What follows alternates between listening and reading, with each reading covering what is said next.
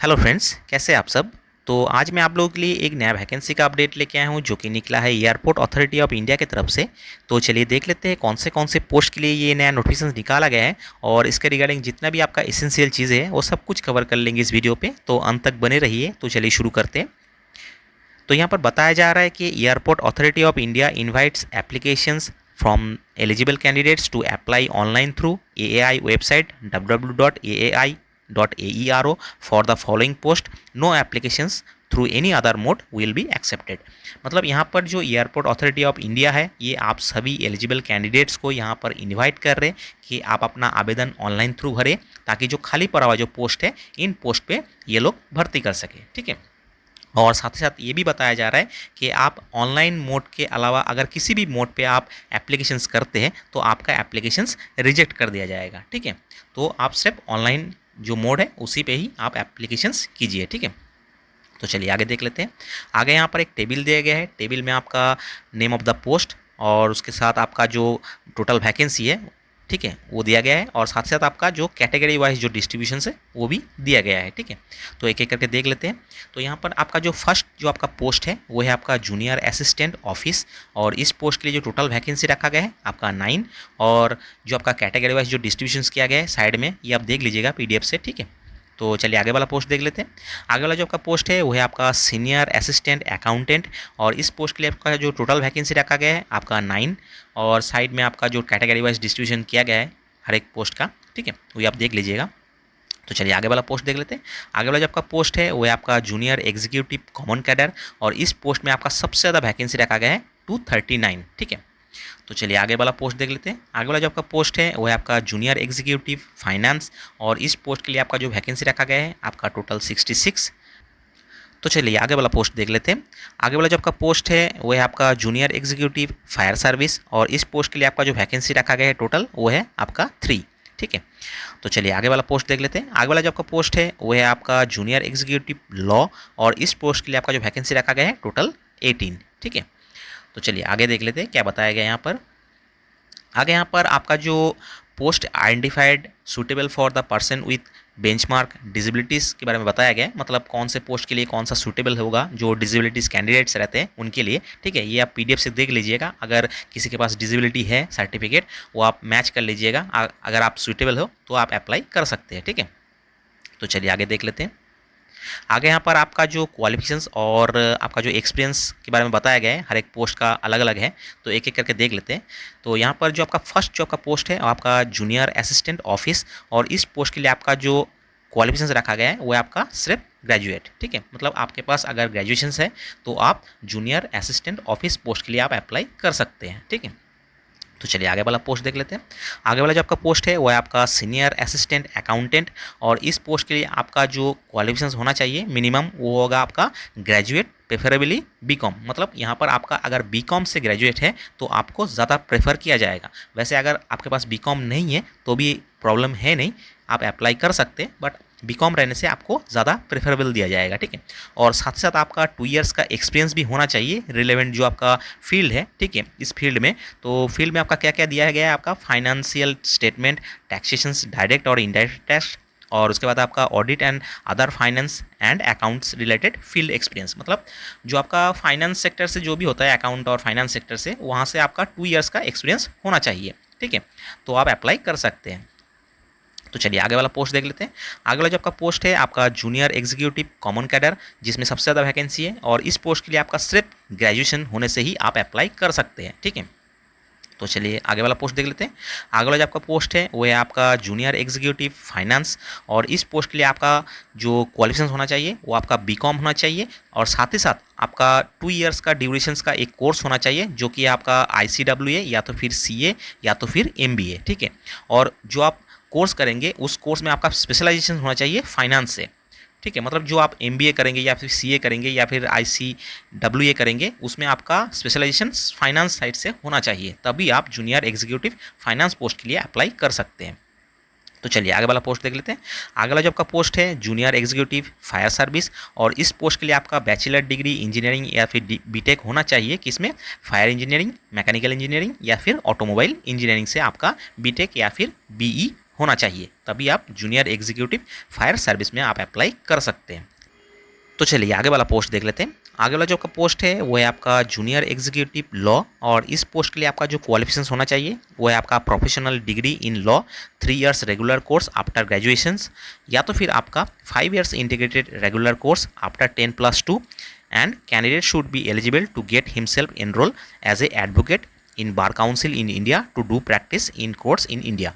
मतलब यहाँ पर कैंडिडेट्स को जो लॉ का डिग्री होता है 3 साल का या तो फिर 5 साल का इंटीग्रेटेड जो लॉ का डिग्री होता है वो तो होना ही चाहिए, और साथ ही साथ आप मतलब खुद को एज ए एडवोकेट एनरोल मतलब कर सके जो बार काउंसिल होता है यहाँ पर, और किसी भी कोर्ट में प्रैक्टिस कर सके। ठीक है, तो आप इस पोस्ट के लिए अप्लाई कर सकते हैं, जूनियर एग्जीक्यूटिव लॉ पोस्ट के लिए आप अप्लाई कर सकते हैं। ठीक है, तो चलिए आगे देख लेते हैं। आगे यहाँ बताया जा रहा है जितना भी आपका एक्सपीरियंस मतलब only post qualification experience will be considered, मतलब यहाँ पर जितना भी आपका एक्सपीरियंस है, ठीक है, वो आपका क्वालिफिकेशन होने मतलब जो मेन क्वालिफिकेशन है, बेस्ट क्वालिफिकेशन है, उसके बाद ही होना चाहिए, तभी आप अप्लाई कर सकते हैं। ठीक है, तो चलिए आगे देख लेते हैं।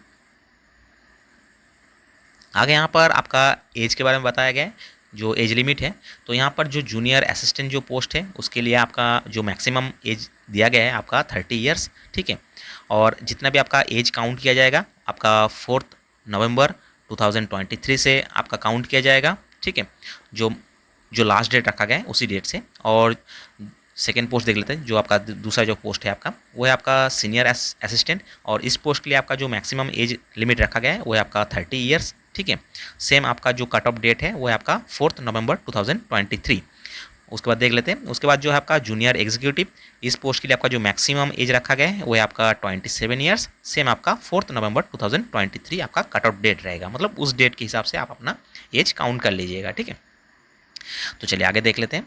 आगे यहाँ पर एज रिलैक्सेशन के बारे में बताया गया है, तो यहाँ पर जो अपर एज लिमिट का जो रिलैक्सेशन मिलता है 5 इयर्स का एसटी और एससी कैंडिडेट्स के लिए, और 3 इयर्स का रिलैक्सेशन मिलता है ओबीसी कैंडिडेट्स के लिए। ठीक है, ये आप सभी को मिल जाएगा जिसके पास कैटेगरी है। ठीक है, और साथ ही साथ 10 इयर्स का जो आपका एज लिमिट का रिलैक्सेशन मिलता है जो PWBD कैंडिडेट से रहता है उनके लिए, जो यूआर से होता है। ठीक है, यूआर से जो कैंडिडेट्स आपका PWBD कैंडिडेट्स होंगे उनको 10 इयर्स मिलेगा, और साथ साथ अगर जो वही कैंडिडेट अगर एससी से होता है तो उनको 15 इयर्स का मिलेगा, और ओबीसी से होने से आपको 13 इयर्स का मिलेगा। ठीक है, और यहाँ पर जो आपका एक्स सर्विसमैन होते हैं उनको भी एज रिलैक्सेशन मिल जाएगा, जो गवर्नमेंट ऑफ इंडिया का जो ऑर्डर्स है, ठीक है, उसी के हिसाब से।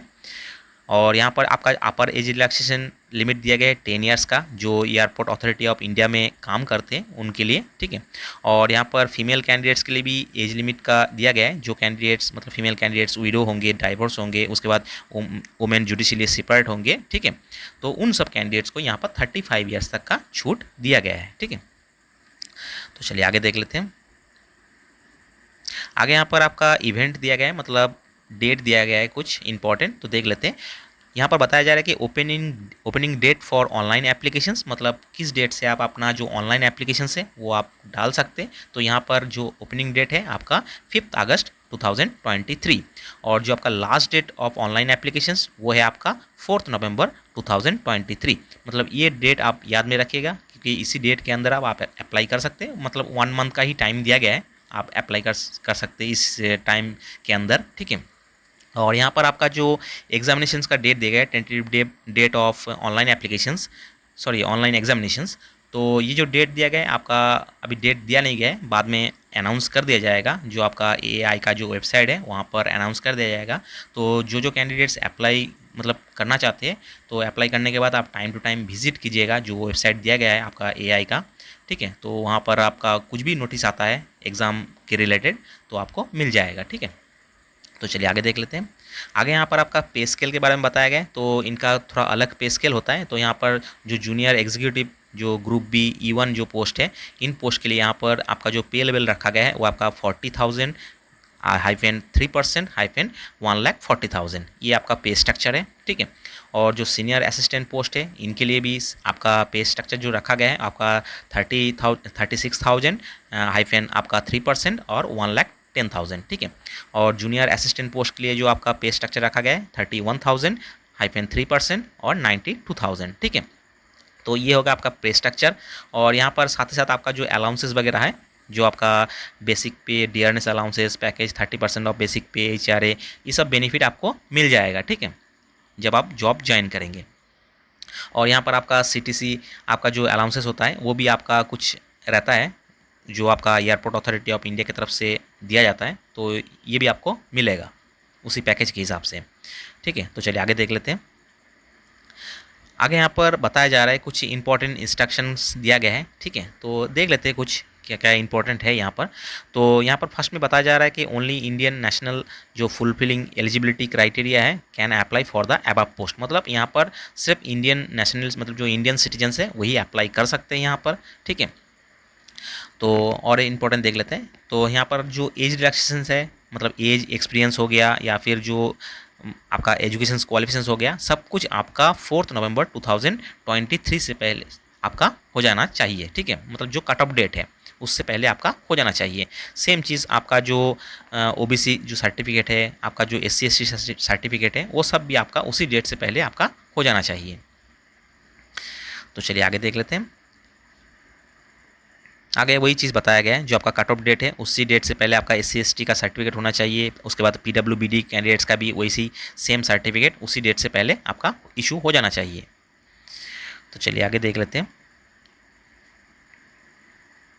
आगे यहाँ पर आपका सिलेक्शन प्रोसेस के बारे में बताया गया है, तो ये आप जब एग्ज़ाम देंगे उस टाइम पे मैं बता दूंगा, ठीक है।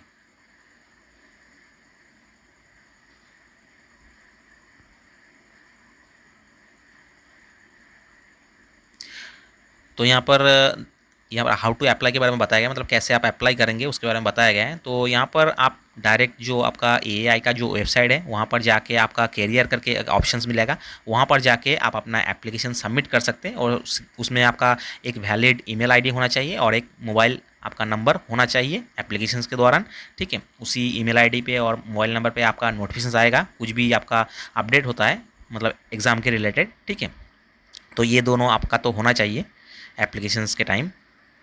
और यहाँ पर कुछ इंस्ट्रक्शन दिया गया है एप्लीकेशंस के रिगार्डिंग, ठीक है। तो यहाँ जैसे कि आपका फोटोग्राफ में आपका जो हाइट है वो आपका 4.5 होना चाहिए और विड्थ होना चाहिए आपका 3.5 सेंटीमीटर, ठीक है।